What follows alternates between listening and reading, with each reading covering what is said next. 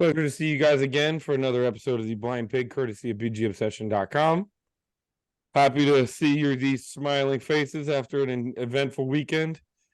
Top left is Boone. He hails as, that's also known as Jom. Bottom left is Mark. He hails his own. Bottom right is Paul. Hails his Canadian hog. You can find me as Silent Threat. My real name is Derek. Feel free to come by, mix it up, get on the board. We were recruiting people this past weekend, actually, to get at the game. It was probably, I guess we could say that's literally the first time that's ever actually happened, but it was a good time. So I guess before we jump into the football things and before we get into the X's and O's, Mark, you said there was a couple things that comments you did want to make to the fan experience, because it literally was 4 of our 5 regular podcasters at a game. One of which Bob had never been there, but he won't be on tonight. But I'm curious to hear your reaction, Mark. Go ahead. And the reason I thought it would be worth mentioning at all is there's been a lot of talk since Josh Allen bought the team about the $40 million spent upgrading on the stadium experience and all that. So I went in not expecting anything, but just wondering if I would notice anything new and different. But I'll back up to before the game. I've been to a half a dozen games at least at FedEx Field over the years, maybe more than that. I've never really counted up. There's always anticipation before games, and there's always, there's the feeling of possibility no matter how good or bad your team is. But I don't think it's a stretch, and I hope it wasn't just me projecting this, but there was such a light-hearted feeling in the parking lot before the game. We were there for 2 or 3 hours before the game, and it was just upbeat and light, and I didn't see a whole lot of the drunken running around screaming before the game that I tend to. It had a real good vibe to it, and going into the stadium and getting ready to start the game, the stadium felt, I don't know, did you guys notice anything different? The fields, the cameras, or not the cameras, the big screens were fine. The field looked like it was in great shape. Other than that, it felt like the same place to me. I didn't really notice any of the changes. So I guess the good news is nothing fell down that I'm aware of. Nothing broke. No pipes and sewage leaked out into the stadium. So overall, I'll give the stadium experience wasn't that bad. Getting into the stadium for me wasn't that hard, and getting out of the stadium wasn't that hard. And that's not always been the case. And it was a full house.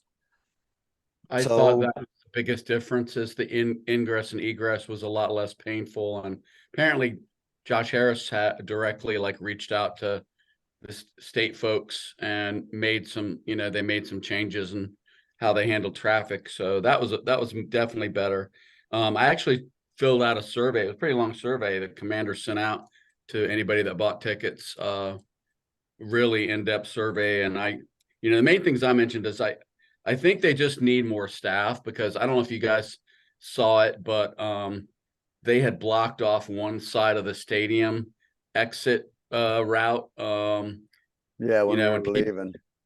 People were getting turned around after having walked all the way around almost to where you could get to your lot, and then they were turned around, and they weren't turned around very nicely. I know we had a guy come up to us on the golf cart that was screaming, I don't know, I think we had cornhole boards in the wrong place or something. And then the people that were giving out the post-game swag, that was like a jailbreak, man. That I thought a prison riot was going to break out. It was, and the employees, maybe rightfully so, were screaming, and it was just unnecessary kind of aggressiveness from the staff. So I think they just need more. They need more staff. They need more signage and people directing people, and they need more porta potties. But other than that, I didn't really notice anything other than, like I said, getting in and out was much less painful than what I've experienced in the past. So kudos to the staff, for the executives, for making that happen. Yeah, I think the vibe all around was really cool. I will say that in our tailgate, we probably commingled with at least 6 or 7 other groups around us on some level. We had multiple groups come up to us and tap us and say, hey, we're on BGO or whatever. So I mean, that was really awesome. Like, that was a vibe I hadn't felt at that field in a long time. It's been in the years past, you go tailgate and you're kind of your own thing, like if you're there for 3 hours, you don't cross over, you don't have other people. There's not really that connection with the tailgating crews around you, where this past weekend, and maybe it was just because, Snyder sold the team or whatever, and everybody was just happier or something. But I mean, it was a different feel. It was old school. It was everybody's there. We're all united. I don't care who you are. We're here to root on the same team, and we kind of all enjoyed each other about that. And it was not too much, um, other than the one Raven fan apparently getting knocked unconscious in the stadium. But that's a whole different situation. But Hey, Paul, did you watching it on TV live? Was there any sense that the stadium sounded different? I didn't hear the live commentary from the It announcers, but what did it look like from where you were? it looked to me it looked awesome. The stadium was full. Um, it seemed like there was a ton of energy in FedEx Field for the first time, probably going back to, I don't know, Robert Griffin's rookie year in 2012. There was obvious energy and excitement that you can feel coming through your television. And I know I wasn't at the game personally, but quite honestly, this past Sunday, to me as a fan, it just felt right. It felt like I was watching for all the right reasons for the first time in a very, very long time. There you go. We're celebrating the burgundy and gold. Sunday's a tradition. You should be watching on Sunday because you want to, not because you feel obligated to, because you know no different. And in many ways, it brought me back to my childhood. When I was a fan growing up in Canada, as a 8, 9 year old cheering on this team, it brought me back to that. I felt that in my heart. And it just brought a smile to my face ear to ear. And I don't really think that the result this past Sunday was very important, because for the first time in forever, I knew that I was watching for all the right reasons. And that gives me some hope and inspiration as we continue to move forward throughout the season. Yeah, well said. And I know we're about to talk about the game. So as a semi transition into that, I also thought that because the team, given the setting and how ready the crowd was, I'm going to be 63 here in about a month, and I have not yelled myself hoarse at a game in a long time. I did the other day because once the game was on and it looked like it might be starting to slip away, I found myself thinking, I hope the team doesn't waste the opportunity to put their foot down, plant their flag with this new group and this team. That stadium was ready to simply levitate off the ground. And the team, they got the win, but I thought they may have missed an opportunity to just get that roar that you used to get at FedEx. We haven't felt that for a long time. We were close. We were right there and a couple of plays away. I actually haven't thought about that, Mark. I think they were tight. I think because I heard several players, including Sam Howell, that were asked about the game before the game, and the importance of the game, and they universally said kind of the same thing, which is, we know this is a must-win game. We cannot go out there with all this good momentum and all the positive change and all the fans coming out, many of us after a number of years of not being willing to make a long drive to go up there.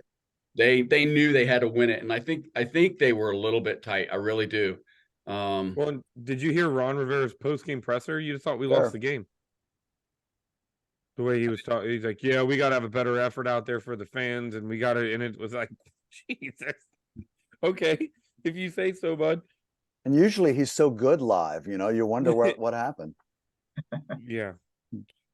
All right. Well, I guess, do you guys want to dig into it? Quick observations for you guys on the game. So I'm gonna let you guys talk about the football first, but I did want to say one thing, ask you guys a question. I don't know what it is about being there live, but unless you watch the Jumbotron on every play, it's really hard to get a sense of like what's happening. I don't know why that is. Now we had really good seats, so we were down almost at field level. 6 So rows. it is harder to see if you're not looking at the Jumbotron. And I can't make myself look at a Jumbotron when I've come all the way to see a game, you know. But my assessment, the long-winded point I'm trying to make is my assessment of the game, the football game, coming out of the stadium was a lot worse than when I sat down at home and watched it with an aerial view and seeing it, you know, being able to see a little bit better and seeing how the play was developing. I really had a lot more positive take tonight after watching it than I did coming out of the stadium. So that was a little surprising to me. Well, one thing Same- I noticed, same like the feeling. touchdown to B-Rob, like we all cheered, but we had no idea how difficult that play was from where we were sitting. And it happened not far from us. But because of the level we were at, it's almost impossible to get that depth perception of, you know, I mean, that thing was between 6 defenders, but we couldn't tell that how we were. But the other thing, I think, being as low as we were, it does put into perspective how big these humans actually are and how fast they're actually moving across the field. Because we're watching things and we're like, oh, 3 or 4 yards, but then you watch it on TV and it looks like there was a massive gap. You know what I mean? Like, it just changes the perspective of things. But to that point, okay, so to the offense, to the game, do you guys want to jump offense first, or I think we should talk offense first, in my opinion, and particularly how Paul, you weren't there, so we haven't been able. We all reacted post game. What was your 5 minutes after the game reaction to everything that transpired? So my reaction immediately following the game was basically that this team obviously has a long way to go still. The change in ownership is not necessarily going to lead to instantaneous success on the field. I think in many regards, there's still some work to be done. And I think Sunday, in a very, very close and contested game against the Cardinals, who are a pretty weak team, you know, I think it just basically gave me that reminder that this is not going to be an instant fix just because Dan Snyder's out the door. There's a lot of work to be done, but at the same time, there's a lot of positive momentum to build on. I will say that I know I'm switching gears a little bit here, but granted it's week 1, but I will say that the Eric Bieniemy hype, for me, it you know, we didn't live up to it, especially in week 1. There's going to be a lot of work that needs to be done on that regard, and I think we're going to have to be patient with him. He's obviously got a new group here. And the biggest thing for me in regards to the offense was I think that we relied a little bit too much on Sam Howell, and I think the quicker that Bieniemy realizes that he's not dealing with Patrick Mahomes anymore, the better that we're going to be moving forward.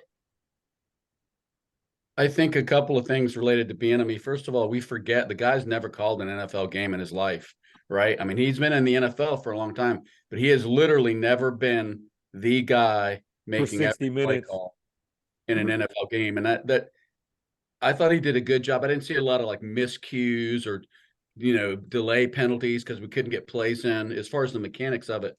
But I think getting that vibe of like what's working, what's not working, how do I have to morph? I know we like passed we had like a 3-to-1 pass to run ratio in the first half, and then it was much more running in the second half. So I think he did transition. But the other thing I wanted to say about what your point about how not being Mahomes, Paul, is I kind of had the feeling that maybe he didn't want to coddle Hal right out of the gate. Like it wasn't like, I think if we had seen Scott Turner, we would have seen like the flip of that. We would have seen a ton of rushes, you know, not putting a lot on Hal.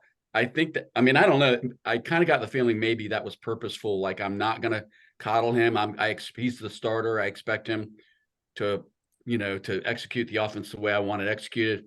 and I'm not going to coddle him or try to, make it easy on him because he's a young quarterback. But I could be reading into that. That's just an idea that I had. Well, a couple of things on offense. We knew going in, and we can't lose sight of the fact that this was the first game for this quarterback and coordinator and offensive line all together. They were going against a defense that they had no idea what to expect against. I do think that there was some element of EB holding back on Howell and not asking him to do too much. For instance, I don't think we saw a lot of the quick RPO stuff that we're going to see as we get further into this. I think you are going to see a little bit more of that starting this week, and it'll start to unveil slowly. I didn't see the pace that I expected to see. We saw no huddle, for instance, that kind of thing. So I think he was holding back a little bit on that front. On the other foot, I think we saw indicators that this offensive coordinator is not shy about making his quarterback and asking his quarterback to play the fucking game. Because there were 2 or 3 times when Sam had faced some adversity, like he's just gave up a strip sack fumble for a touchdown, and they come out on the next series down inside their own 20, and he's got him throwing it down the field. He is not coddling him there, and he did it at the end of the first half, where I know every single one of us expected us to simply grind it out at the end with a minute to go. And instead, he has Sam taking it down the field, throwing not just little dinks and dunks, but chunk plays. Yeah, the longest pass of the game was that like a 32-yarder to Samuels after that big mistake, which was as good a pass as you're going to see in any league. Well, and the scary thing is the throw before that should have been intercepted. If you go back and watch the game, there was one bad one there. Like the DB jumps the route perfectly, should have picked it off, dropped it. The next throw, Howell just throws an absolute laser beam to the outside shoulder that Samuel catches, and it's a massive gain down the sideline. So I don't think it can be overstated enough how important it was for them to get those 3 points. They in years past, how many times would they have just come out and would we have just come out and essentially kneeled on it and gone into half and licked our wounds, So to have the ability to go out there, drive the field, get those 3 points and set ourselves up to not erase, but at least lessen the blow of the pain of that error was big, and to make sure Howell understands that he's still got the trust of the team. Yeah, and I think that's what I was sort of recalling too, Derek, that those were not sequences we would have seen under Scott Turner and Ron Rivera. Right. With Taylor Heineke or Carson or anybody else, they would have let the air out of the ball in those situations, and EB did not do that. But I think the larger point where I wanted to go with this is this offense is going to be a work in progress all year long. For the first 2 or 3 games, defenses aren't going to know much about Howell, but by week 4 or 5, they'll have a quarter of a season worth of film on the guy, and they'll start to take the things the way that he does best, or try to, and EB will have to adjust to that too. So to me, I walked away after it was over, and like John was saying, after watching the replay and having a chance to run a few plays over again, I feel a whole lot better about Howell. I understand where he is in his career. I don't feel as bad about the offensive line as I did after hearing the hot takes from everybody. 6 sacks. Well, yeah, okay, so break down the sacks, and we start to understand what they were. It wasn't a great performance, and they had like 4 or 5 series in a row in the middle of the game that were ugly. But when it had to be done, they turned it on and did what they had to do to win in week 1, which is always such a fucking crapshoot. And even though we kind of talked down, I mean, all you heard before the game was that Arizona was an inferior opponent. They clearly had their number one goal was to disrupt Sam Howell. You saw it in them coming after him. Taking you cheap saw it shots. when they were able to get close to him with some of the cheap shots that were taken on him. That really, at least one of those should have been an ejection. But I think they made that their number one priority, which is to get into the backfield And he really, I know he made some errant throws, a couple of bad passes, but and of course the fumble, but he played pretty well. And that was one thing that, like I said, when I rewatched it, I'm like, he was making some really nice passes, very accurate. I heard somebody say that he wasn't accurate at all. That's not what I saw. I saw the passes when he wasn't getting, disrupted. He threw pretty accurately, and I don't think he was that phased by the pressure, even though we did takes some serious hits during the game. There was that one ball that was behind Terry that I know when everyone says he was inaccurate, that's what everyone's thinking about. I was listening to Mark Bullock earlier today, breaking down the OL and breaking down some of those passes. And on that particular play, in his read, it was simply that Sam was a half a beat late getting off of his first read and getting back to that one. And it's a timing issue with a young guy. And it wasn't so much inaccurate as it was late. And there were a couple like that. The deflection for the interception, same thing. He was a beat late on getting it out, which allowed the guy to get in the way and tip the ball. So, and he also got, there were times where he didn't get a lot of help. Logan had a couple of drops, couple of that. I know we're going to talk about the receivers, but I just want to, I guess I'm disappointed in Thomas just because I feel like there are some catches where, yeah, it was a hard catch, but he had several squirt through his hands that literally hit his hands, and he was not able to hold on to them because they were a little bit contested. I'd really like to see him catch more of those 50-50 balls, or the ones where the defensive back has a hand or linebacker has a hand in there, and he The just ones that he used to catch. Yeah, right? I'm not saying Logan Thomas had a terrible game. He made some plays, but I did want to mention that though, because I talked about it last week about the question about, are they going to make Logan Thomas a central part of this offense, or are they just keeping him out of the preseason because they're bubble wrapping him? And I think it's pretty obvious that until he shows that he can't be that guy, he's gonna be a big target for Howe. and if we were going to wonder if Commander's offense under EB was going to run through the tight end, I think we got early indicator that, yeah, he'd still like to do that. He wants to work from the middle out, and I'm a big fan of that.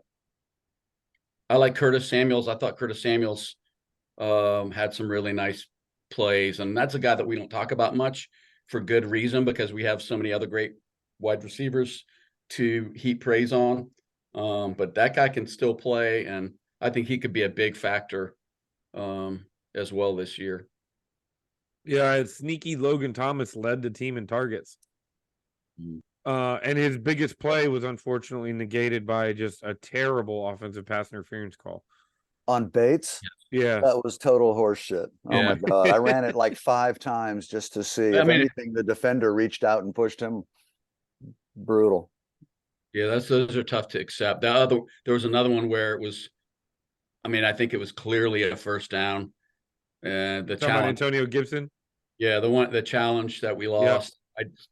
Although we had gotten a first down like a couple, maybe the series before that probably wasn't a first down. So I guess it evens out. A makeup call. There was definitely some rusty officiating going on there. There was. So a couple notes. People have been a little critical of Sam Howell. So I got to watch, and I watched the replay, the condensed version. And I know just this is even more, goes back to the old adage of the game is decided, generally speaking, 2 or 3 plays can change the outcome of a game. So on the touchdown drive, the pass interference to Terry McLaurin, if he's not interfered with, he probably walks into the end zone. You know what I mean? So then Howell goes from having 202 yards passing just on that play to about 245, because that was about a 40-yard pass, right? If I'm remembering correctly. Yep. He got tackled around the 6 or 7 yard line. The ball hit about the 3. Whereas if he doesn't get tackled, he probably walks in for a touchdown, or he's out at the 1 or 2 yard line. The Gibson fumble was just crippling. Well, I don't say crippling. We won the game, but the Gibson fumble was very painful. We were at the 15-yard line going in, and it completely changed the momentum. You score a touchdown there, you go up 14-6, and it's a whole different ball game at that point. It changes the whole dynamic of all of that. Yeah, And I'm gonna put, well, you can't do that, right? You can't do that in that part of the field, especially. right. You can't give the ball, you can't put the ball on the ground no matter who you are consistently, and you're gonna be riding the pine pretty quickly, and that's fair. I just you know, I think we need to view it in the context of, look, he had a couple of fumbles last season. He got sat down, and what happened? He really didn't have an issue the rest of the season, and he was a big part of that offense. And I also point out Brian Robinson fumbled on Sunday. It was ruled down, but he did lose the ball. That could have been a fumble. We've already seen Chris Rodriguez fumble, so I just feel like the running back that doesn't fumble is a myth. He's in line. He's in line to get a lot the more. Guy who's not in the game right now. That's the guy that everyone thinks. So anyway, I'm not saying that I'm not concerned about that, but right. You just can't let it happen. Well, and you can't do it at the 16-yard line when you are moving the ball effectively and about to go up big at home, yada, yada, yada. You gotta have situational awareness, right? In that. Right. And Sam gets criticism for that too. I mean, it was a 10. Let's assume we don't even go in on the Antonio Gibson fumble from the 16 and get the touchdown. It's essentially like a 3-point play to lose the ball there, because you're going to get the field goal from that close in. Right. So that's 3. And then when Sam gets the strip sack, I mean, the defender made a good play and all that, and it's okay to take the sack there. It's not okay to wave the ball around in one hand at your 10-yard line, because that's 10 points. That's a 10 points on 2 plays essentially that we gifted the Cardinals, which I made it a game. Yeah. Right. They scored no offensive touchdown. I know we're going to talk about the defense in a minute. I want to talk about the running backs before we get to that, but I mean, well, let's wait. We'll talk about the defense because there's so many good things to talk about. What about the running backs, guys? What do you think about the run game? Well, we have averaged 3.3 yards per carry, and it was hard to get it going. And from in the stadium, it looked pretty painful. We were like running into there was just never any room to run.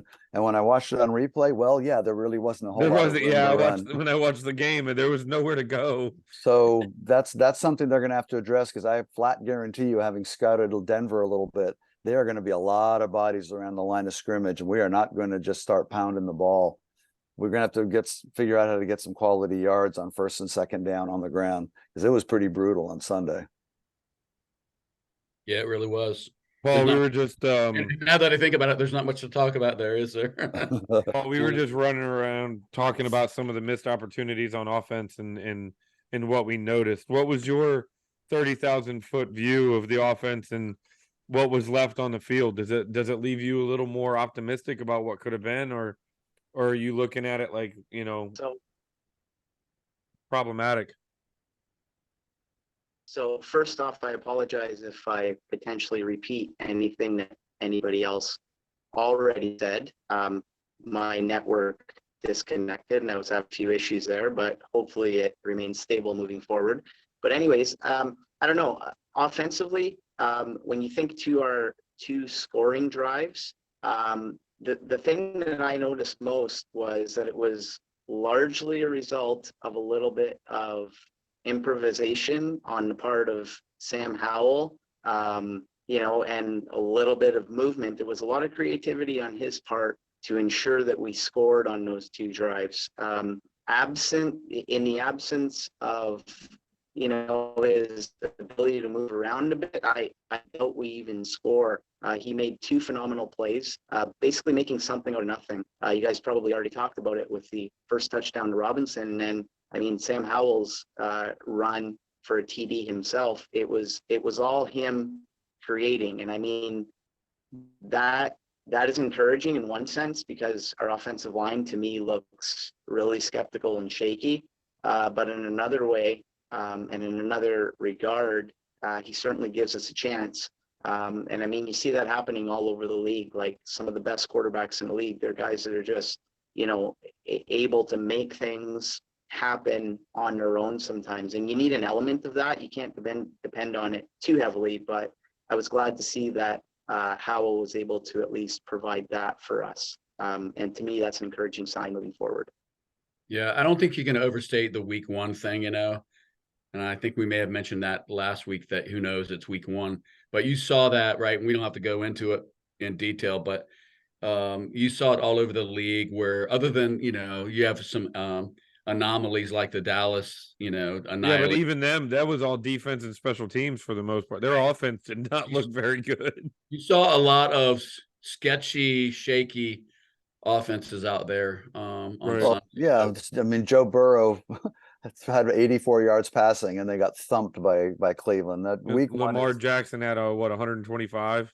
week one at the NFL every year is such a crapshoot. So, to me, and I commented on this to my son at the game, that I think, or at some point, the season starts for me on this team now. I want to get that first week one thing on jitters, and let's see how they bounce back and go up to play a Denver team that's going to be playing desperate because they lost their opener at home. You were talking about running backs, John. Before we get off that, I was struck that I went in expecting our running backs to be more a part of the passing game, and they really weren't. Gibson and Robinson each had one catch.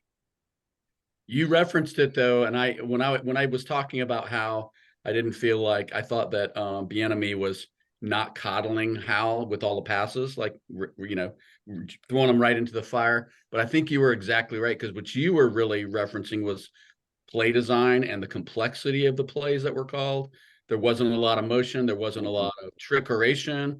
And that includes plays like passing plays to the running back, like lining up like you're running and then making it a passing play. So I'm hoping, I can't imagine that's we didn't see anything close to like what this offense might look like mid-season or later. I encourage everyone to be it's hard to be patient, but to not expect growing pains and growth. I mean, the best NFL teams come back with the same offense 3 or 4 years in a row, the same quarterback, the same skills, the same system, and they polish it up. We are not we're a rough stone.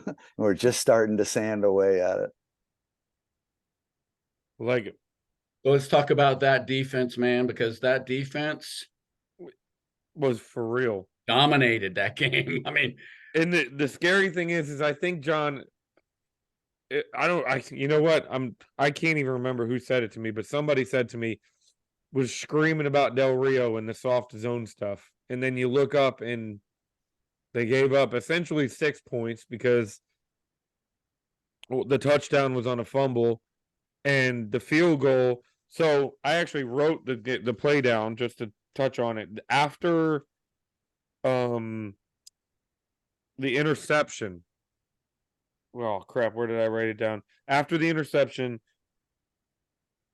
they got the ball on what I believe was our 38-yard line. Our 37, yep. And they snapped it for the field goal from our 35. So the defense, after a turnover, walked out there and held the offense to 2 net yards. Yep. Forcing them to attempt a 54-yard field goal after a turnover. So you can't even hold that one against those 3 points against the defense. So essentially the defense gave up 2 drives, resulting in 6 points. so these were the 3 stats that jumped out at me. We had 11 tackles for losses, 11 tackles behind the line of scrimmage. They had 14 opportunities to convert third down. They only completed 4 of them, and they were only in the red zone. And this one really is kind of surprising to me. They were only in the red zone twice in the entire game. I mean, that's a dominant performance. And I know they're not, I thought Dobbs was okay. Dobbs wasn't terrible, but his receivers weren't helping him. I mean, talk about not helping your quarterback out. They weren't really helping him. But I mean, I was kind of surprised. I think that, to me, they checked the box of not coming out sluggish and slow, at least in the first game. Oh no, they were fighting. They were ready to play. And there was a moment, I don't know, I want to say it might have even been after, when we came out after halftime, Arizona had a long drive and kicked a field goal. Am I remembering correctly? Hold on. I was just looking at that. But it was like after that, the defense looked at each other and they said, we're not losing this game. We're not going to be, you know what I mean? Like, we're not going to be the reason that this game is lost. Yeah, they came out after half and went from their own 25 all the way down to our 19. Yeah. And then got the field goal. And then after that, it was short drive, forced fumble, short drive. You know, we had 3 different guys drop clear interceptions. Curl, Butler, and Forbes each had opportunities at interceptions. Curl was down around the goal line on the first Arizona field goal drive. Butler was in the first drive of the second half. In that long drive, he had a shot at a clear shot at an interception. Then on the last play of the game, Forbes could have picked that ball off.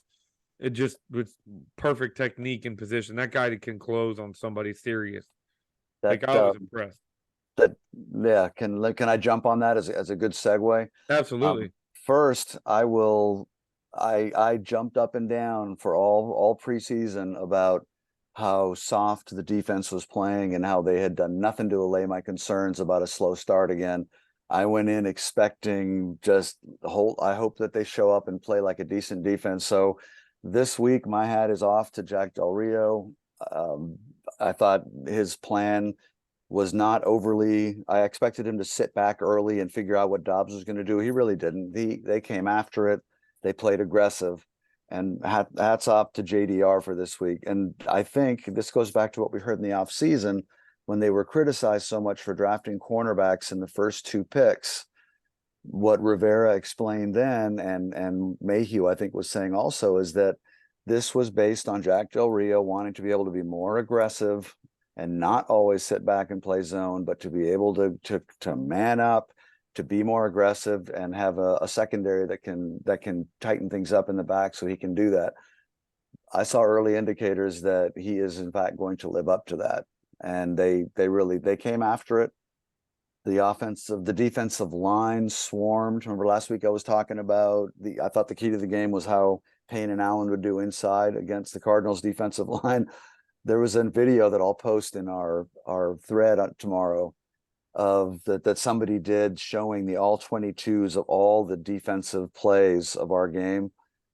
And it's at one after another of the interior just crashing. They're moving, they're drifting back and forth, they're beating people one-on-one, they're overpowering people. It was pretty spectacular DL performance. So hats off to them. And it was everybody, Mark. That's the thing that blew my mind. Anderson was making Yeah. I mean, it was not just, and Montez Sweat, man. That guy a dog. He may be having a Daron Payne 2022 year and 2023 in his contract year. What do you think, Paul, about the defensive performance? So I'm not going to repeat anything you guys said because I agree with everything that was said.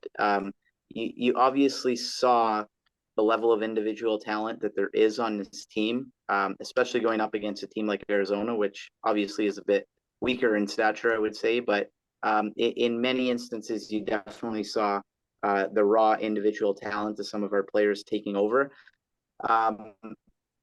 Not to be like a wet blanket, so to speak, but the one thing that, did capture my attention a bit was when Arizona seemed to have a little bit of success on offense this past week. It seemed to be out to the edges, out to the perimeter.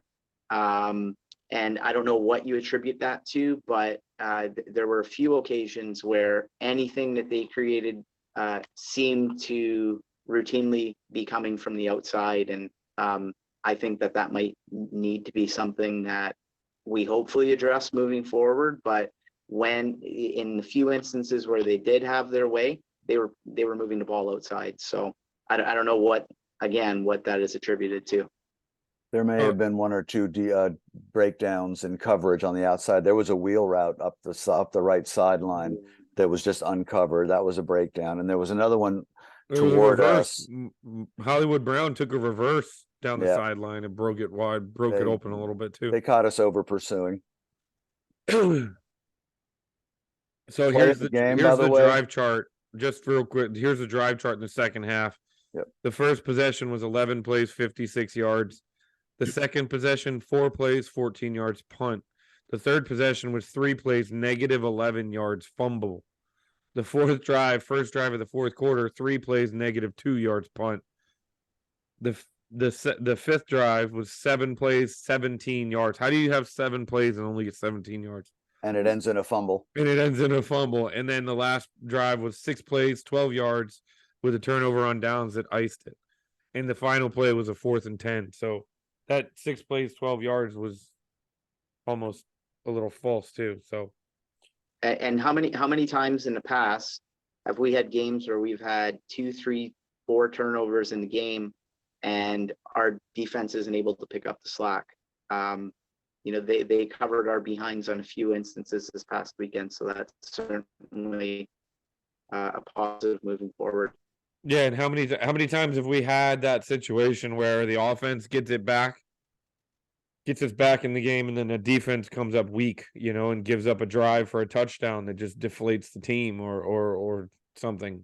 So I was look, we're not talking about top tier talent in the league right now, but it's still, I think, worth noting that for at least one game so far, they have proven to the defense came out and they started fast. They did not start slow. They did not fail to show up early in the season. So What's that old show Turning Point that they used to do? So Turning Point in this game, to me, it's just one big shining light on one play. It's end of the third quarter. Arizona's up 16-10. They have a 3rd and 15 on their own 35, and all the momentum because our offense is doing nothing.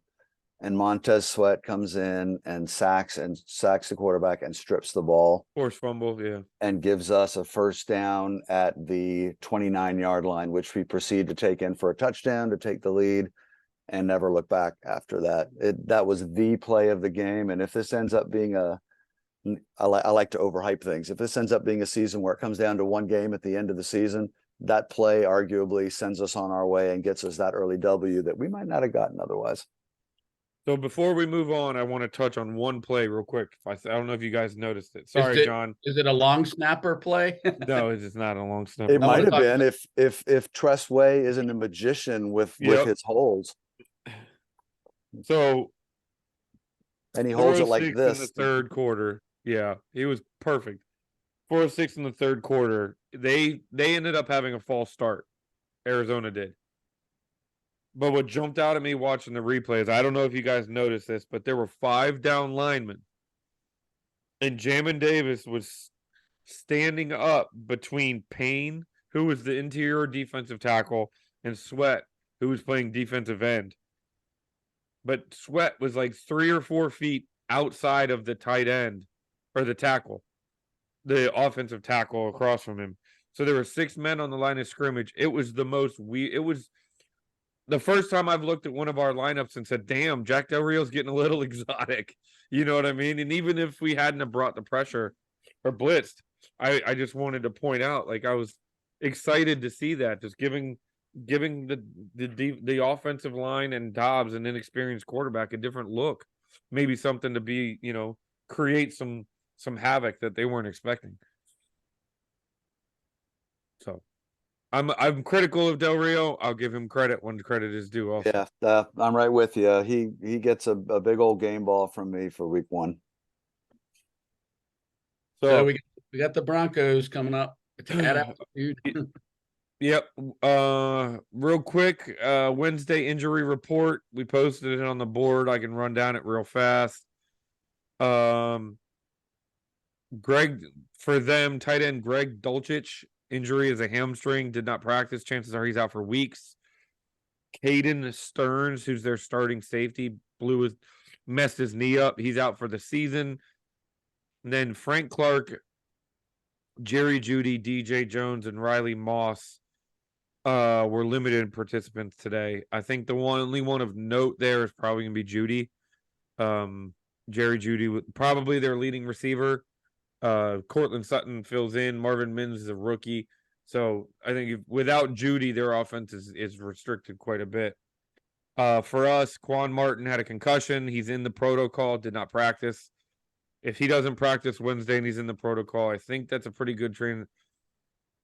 You can pretty much guess he's probably not going to play on Sunday, but I guess weirder things have happened. Curtis Samuel had a hip, limited. Chase Young with his neck was still limited. Cosme and McLaurin were both full, so full participant. So we'll see what the updates on that tomorrow. Kind of nice to come out of week 1 without losing anybody, right? Yes, sir. Sorry, Jets Watch fans. the Broncos game against the Raiders this afternoon, the condensed game. Same. It was very similar to our game. It was kind of like which team is going to stop making mistakes. Russell Wilson played really. He was pretty accurate in that game. He's like 27 to 34, but a lot of it was dinking and dunking. And one thing that I know, I think I heard Mark a couple rows behind me grumbling during our game about not rolling Sam out more. I heard that a lot on talk radio after the game, coming back home on Monday. A lot of talk about, they weren't really rolling Sam Howell out. But Russell Wilson, I would say about half of they either rolled him to one side or the other, or it was play action. Not a lot of straight drop back passes unless it was play action. So he looked pretty good, but they just don't have a lot of talent at the wide receiver spot right now. And again, I echo what you said, Derek. Without Judy, they're pretty. They didn't look great as far as the talent he's got to work with. So I don't know. I think it could be I agree with Mark that there's a ton of pressure on them to come out and win, not go 0-2 at home to start the season. That would be an awful start. One thing for anyone that didn't watch that game, they started with an onside kick, a failed onside kick. They almost pulled it off, but I thought that was kind of a weird. I don't know, man. I'm kind of like, what are you thinking, calling that kind of low percentage play on the opening kickoff? I thought that was really a weird. Sean Payton started the Super Bowl against the Colts, right? With the onside kick to begin the third quarter in the Super Bowl. I think Sean Payton's got an ego thing, and he wants to show how cool and brave he is. Well, I do think it bears watching for trickeration. Mm-hmm. It also, to me, it speaks to, we're going to need something like that to win the game. To me, it kind of sends that vibe like we can't play you straight up and beat you. So I'm sure that's not what Sean Payton thinks, but but you're not wrong. I don't think. Yeah. And to your point about the pressure being on them, I mean, have you guys seen their schedule? So here's the next at Dolphins, at Bears, okay. Host the Jets, at the Chiefs, host the Packers, then host the Chiefs, then at the Bills. So, I mean, if you're betting, isn't much better, brother. I know, but we don't have the 0-1 monkey on our back. You know what I mean? And we're on the road. They're home, and then they're two of their next 3 are on the road against 2 teams that should beat them. So I don't think you're wrong about it. They're gonna be feeling the heat. Like, this is maybe not a must-win game for them, but it's you better not lose game for them. So pressure is definitely on them. I watched the condensed version with my son once Sunday night, or Monday maybe, and then I watched it again earlier just because I'm really curious. There was a really strange game that Denver played. There were only 12 possessions in that game. The Broncos had 6. We had 12 in our game. The Broncos had 6 possessions. The Raiders had 6 possessions. And if you start looking at the drive charts and the way that Sean Payton and Russ Wilson are running that offense, that is like the version of one of the Premier League teams that just plays keep away in soccer. It's short passing, it's control. Listen to these drive charts. These are the Denver drives in that game. 6 of them, 14 plays, 86 yards, ends in a touchdown. 8 plays, 27 yards, ends in a punt. 9 plays, 75 yards, ends in a touchdown. Those were their first half possessions. 3 possessions, 2 touchdowns. Second half, 10 plays, a missed field goal, 16 plays, a field goal, and their final possession of the game, 3 plays and out of the punt. And then they gave the ball up with 5 minutes to go and never got it back because the Raiders just ran. And this was in a 1-score game. What I expect to see is a run heavy offense and ball control. They don't go down the field much, and I suspect they're going to max protect to try to keep our defensive line off of Russ. They're going to move him around a lot, and they're going to try to control the ball, which means a couple of things, right? The defense is going to have to, if they do the bend and don't break, they're going to need our offense to do the same and give them a break when they get off the field after these 18 play drives that might end in a field goal. This is going to be a war of attrition game. Wilson's, I don't know if he's got anything left in the tank as far as being able to hurt you with his mobility. I mean, he still has the ability to like move out of the pocket to escape pressure, but he really was not a factor with his legs at all going downfield. I think he had 1 yard rushing or something. He really didn't do anything to hurt the Raiders with his legs. So that, I mean, not to say he can't, but he didn't in week 1 at all. They move him around a lot of designed roles. And if you go back and look at that game, I didn't count them, but when he rolls right over and over and over. I bet you 70-80% of his rollouts are to the right, and not just designs, but scrambles. He is very effective throwing on the run to his right, to his left. I don't know if the numbers would bear this out, but to his left, he looks awkward and far less effective.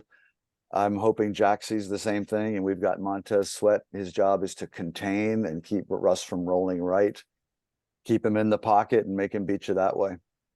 One thing I noticed. He was sacked twice, and I don't think, I'm skeptical that the Broncos O-line can stop us, can keep the pressure off of him. But one thing I noticed, the big thing I noticed is where he was the most effective moving was when the interior push did not get home and he was able to step up and out around the edges. But when the interior push got there, he struggled mightily. So I think what we need to do is we need, Allen, Payne, and those guys, there needs to be an interior push, and we need to be moving him backward. And you do that, I think you take away all of his ability. He doesn't have that ability to be falling backwards and flick the ball 40 yards downfield accurately anymore. I think it's gone. Troutman had a pretty big game as well. We talked about Dulcich being hurt, but it was really Troutman as their main tight end, and he I don't know how many times he threw at him, but I think he caught every ball. I actually have notes. Thrown at him.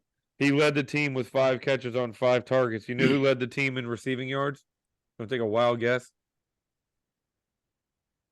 Javonte Williams? Nope. No, I haven't looked at that. Former Washington Redskins, Samaje Perine. Samaje. Had 4 catches for 37 yards on 4 targets. Yeah. He and Javonte Williams look like the same guy. They have different numbers, but that's the exact same style of running back. They run hard. They're not like game breakers, but they will, if there's 4 yards there, they're going to get you the 4 yards.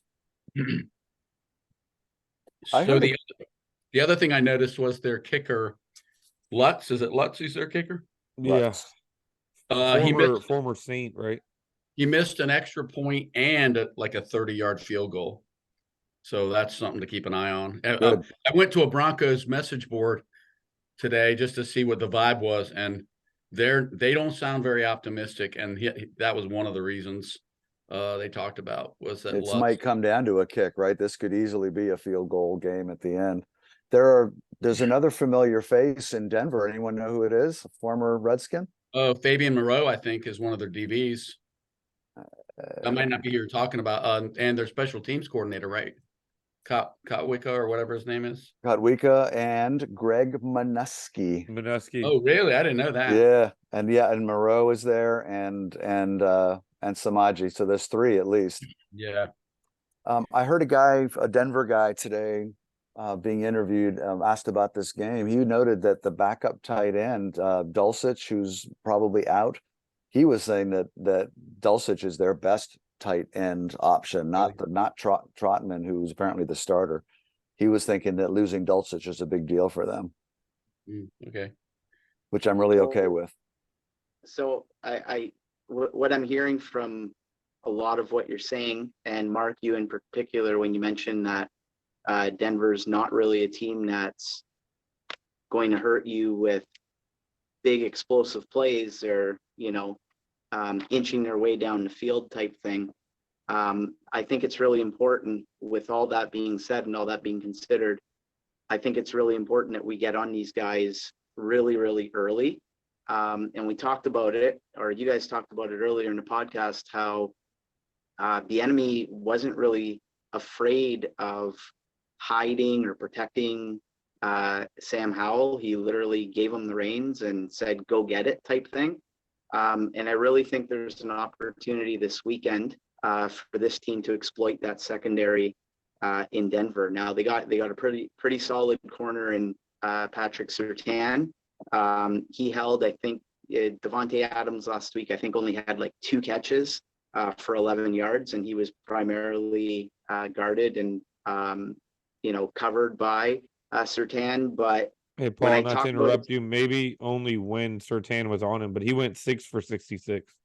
No, I know. Yes, that's what I was trying to get at. When he was in coverage on him, he had 2 catches, I believe, for 11 yards. And Surtain actually deflected 3 passes away, which is quite amazing. He had more passes defended against them compared to receptions. But anyways, on the other side, they have Damari Mathis, a relative he got unknown. burned twice in that game. Yeah, Jacoby Myers had like almost, I think he had 8 or 9 catches against him. 9 for 81 with 2 yards. tutties. That guy gave up both touchdown passes, Mathis, in that game. Both of them were on him. That's right.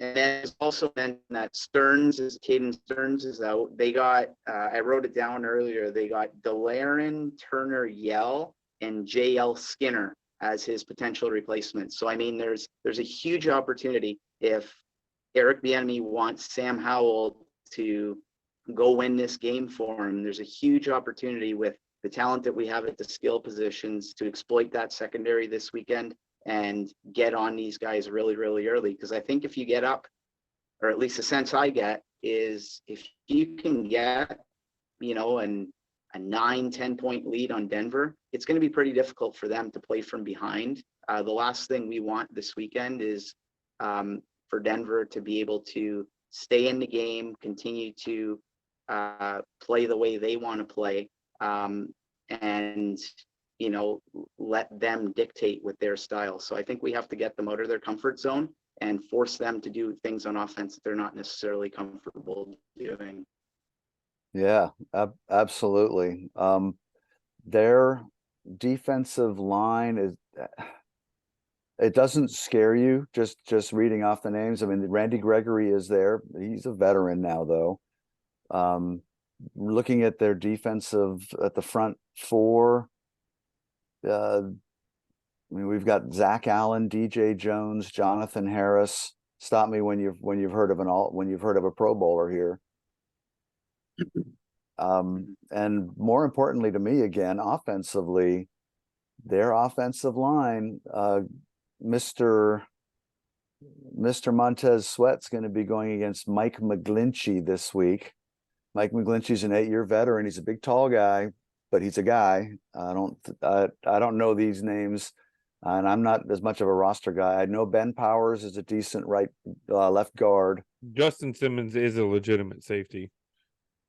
If he doesn't get Justin suspended. Simmons is a good safety. If he doesn't It looks to me like this is the kind of game that our defensive front 5, because we go that 5-1 thing, ought to be able to really hold their own, at the very least hold their own, if not maybe dominate again. And our offensive line, I don't see a whole lot of names that scare me in terms of their pass rush. So I want to see Del Rio. I want to see the defensive backs playing a little bit more press on those wide receivers because I don't think they have the wide receiver talent. I think our DBs and our DL are better, are mismatches to some degree, and I would like to see him maybe push Forbes and Fuller up a little bit closer and put a little bit more pressure and try to force some takeaways. I mean, Russell Wilson can get rid of the ball quickly, but they did sack him twice last week. The Raiders did. He's not really able to use his feet to the degree that a young Russell Wilson could to burn you. So I hope they put a lot of pressure on him. One other point that I do want to make. I don't know if you guys went back and looked at the box score, but I did. 11 different people caught a pass from Russell Wilson last weekend. Yeah. That is getting it. When you know what I mean? When you only have 27 completions and there's 11 different receivers, that is the definition of spreading the ball around. So none of them were really game breaking, none of them were explosive or dangerous, but it does make you have to understand that pretty much anybody on the field that's an eligible receiver could potentially get the ball. I don't worry as much about the outside in this game on defense as I do the middle, because I know I heard a lot of criticism about Cody Barton in our opener, and I don't know about I really didn't spend a lot of time watching Jamin Davis, so I don't know, but I just know we've had a problem in the past, especially Troutman's a big physical guy, and I just worry that's probably one part of the field where I'm a little nervous with our defense. Are they going to be able to knock passes down, be disruptive in the middle? The shorter stuff, the 5 to 10 yard stuff in the middle. That's the part that I'm a little worried about. Nick, I heard that Cody Barton played every defensive snap. Yeah, that's a lot. And now, a lot of the times we only play one linebacker. So apparently when we're only playing one, he's the guy and not Jamin Davis, which is an interesting. I think Cody's got the green dot, right? He's the play caller out there. So that explains part of it. He's going to have his hands full again, because I think you're right. I think they'll work the middle as much as they can. So what do we think, gentlemen? Are we feeling good about this one? Think about going 2-0. I think having gotten that home win, I know I've said it a couple times, but hell, it never stops me from saying it a third time. I think they felt a ton of pressure last week, and it showed at times. And I think after having gotten through that home opener with a win, I think they're going to play a lot looser on the road. And I think Sam Howell even said he loves playing on the road. So I'm expecting this to be a kind of more of maybe what we were expecting in week one. I'm calling it 27-17. Good guys. What do you got, Paul? Are you feeling it? This is a tough one. This is a very, very tough one for me. I want to believe that we'll go 2-0. I don't think we've ever gone 2-0 under Ron Rivera. I don't know if we've been 2 games over 500 in the Ron Rivera era. I'd have to look, but I highly doubt it. Yeah. I don't know. Denver was a team last week that committed a ton of penalties. They had like 100 yards in penalties on 10 penalties over the course of the game. John mentioned it earlier. There was a missed extra point, a missed field goal. I think they're celebrating their second Super Bowl victory this weekend, so they have a lot of alumni coming to the game and whatnot. It just feels like it's a big week for Denver. It feels like it's an important game for Sean Payton. I think Denver maybe cleans up some of their gaffes from a week ago, plays a little bit more fundamentally sound, and I can see this being another low-scoring game similar to what we had in Arizona. I'm going to say, I don't want to say this, but I'm going to say that the Broncos win like 20-19. Unfortunately, I think I have to say so I did the BGO pick'em contest, and I actually picked Denver to win this game. I'm so wishy-washy that might change before Sunday. I wonder. My concern is, so the last time we played Russ Wilson, he threw for 230 and 2 touchdowns when he played for Seattle. the year before we went to Denver, and we ended up winning that game on a defended 2-point conversion. If you guys remember back in 2021, 2 years ago, we won 17-15. I think it was the only, and then with the following week, we won 17-15. I don't think anybody had ever done that before, but I'm curious, and my what's holding me back is Sam Howell, as much as we love him, is only on his third professional football game. We're in the second game of a new offense with a lot of struggles, and we barely beat on a team that is arguably lower 3 in the league. My heart tells me that I want that we end up finding a way to pull this out. It wouldn't shock me, but my head tells me we end up falling a little short. I'm gonna say 21-16. Little weirdness going on out there. I have gone back and forth on this about 5 times, including twice in the last 5 minutes, thinking about my prediction. My brain tells me that generally the more desperate team tends to win in the NFL, the one who's playing for their season. The Broncos are playing for their season. They have a veteran quarterback. They've got a head coach with something to prove who's going to be pulling out God knows what. And I've been thinking all along it was going to end up being one of these last second field goal games again, and that we'd lose like 20-19 or something. But I'm going to say instead, it's because I'm making predictions here, that we flip the tables and that we get the ball back with 3 minutes to go, and Sam Howell gets a chance to have his first game-winning drive, and he gets it done. I think he gets it done, and he gets us in position, and Joey Sly, God bless you, Joey Sly, converts, a mid-range field goal with a few seconds left for like a 2-point win, let's go. Did you say 21-19? That feels about right. I'll make it 24-23. We get the game-winning field goal on the second to last play of the game. Because God, I'd love to see Sean Payton's face. Redskins trivia. The last time we went 2-0 to open the season, Rex Grossman was our quarterback. Unleashed. I'm going deep. Yep. Unleash the dragon or whatever. Yeah. I can't believe I just predicted us to win, because I've been saying all week that I think we're going to find a way to lose this one, but I'm throwing down. I think Sam comes through for us, and then next week we're talking like real brave. Mark, describe to us how clean the Cameron Cheeseman snap is going to be on the game-winning field goal. Oh my God. Okay, I take it all back. I tell you what, if we didn't have a magician in Tress Way, what Rivera made some typically Rivera ham-handed comment about that today when he was asked about it.